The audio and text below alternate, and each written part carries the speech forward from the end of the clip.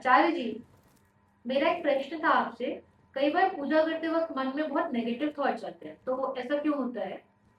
सिर्फ negative thought ही नहीं, बहुत सारे लोगों को बहुत आपत्तिजनक थॉट्स भी आते हैं का। शरीर में बहुत भारीपन, मन न लगना, रोना आना, या ऐसा लगता है कि हम पूजा कर ही क्यों रहे हैं, हमें करनी ही नहीं चाहिए।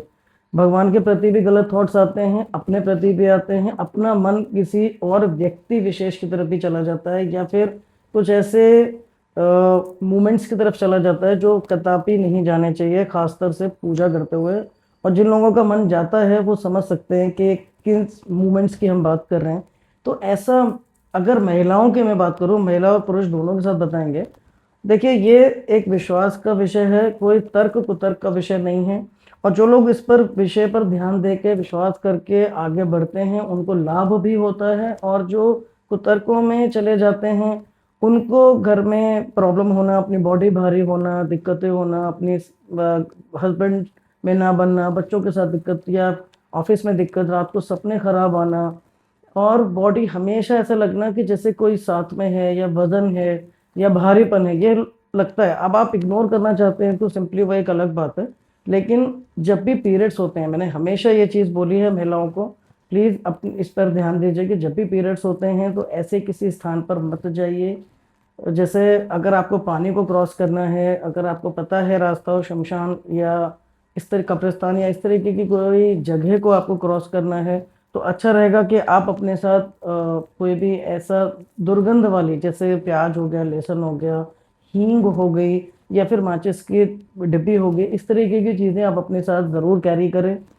साथ के साथ अगर पार्टी में जा रहे हैं और पीरियड्स का समय है, वैसे भी पीरियड्स नहीं भी हैं और शादी विवाह में आप जा रहे हैं, खासतौर से टू व्हीलर वगैरह में जिसमें कि आपके बाल उड़ते हैं और जिनके लंबे बाल हैं, और आप इत्र, परफ्यूम, इस तरीके की चीज़ों को लगा के जा रहे हैं, तो भी आप उस पर ध्यान दीजिए, अपने बालों को थोड़ा टाई अप कर लीजिए, और जहाँ पर भी जा रहे हैं वहाँ खोल दीजिए।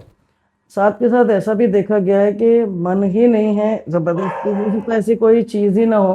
तो डरने घबराने की जरूरत नहीं। कई बार लोग माँ बाप के कहने से जबरदस्ती भी पूजा में बैठते हैं तो तब भी उनका मन नहीं लगता। जरूरी नहीं है कि आप अपने बच्चों को जबरदस्ती बिठाएं पूजा में, अगर उनका मन नहीं है, वो जहाँ बैठे हैं आप आशीर्वाद ही लेके उनको वहां पर दे दीजिए। कई बार ऐसा, जो नए उम्र के बच्चे हैं उनमें देखा जाता है कि उनका मन नहीं लगता। अगर हम पुरुषों की बात करते हैं तो कई बार पुरुष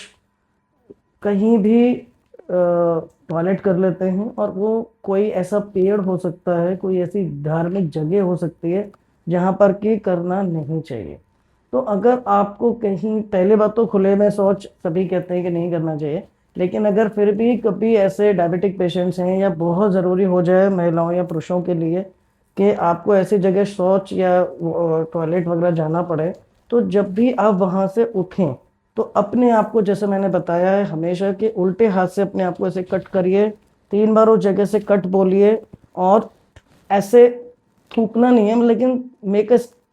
थे। अगर आप वहां से जाते हैं और आपको पता चल जाता है कि वो कोई धार्मिक स्थल की जमीन थी,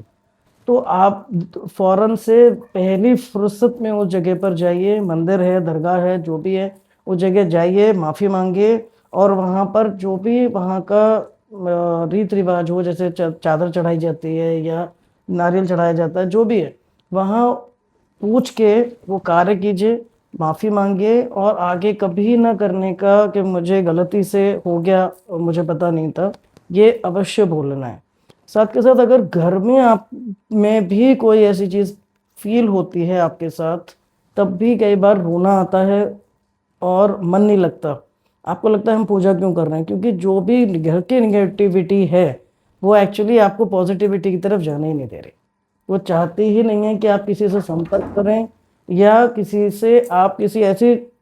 शक्ति की तरफ बढ़ें जो आपकी निगेटिविटी को दूर कर सके। हो सकता है कि आपके घर में अगर ऐसी कोई समस्या है तो कमेंट बॉक्स में लिखिए। जय माँ काली।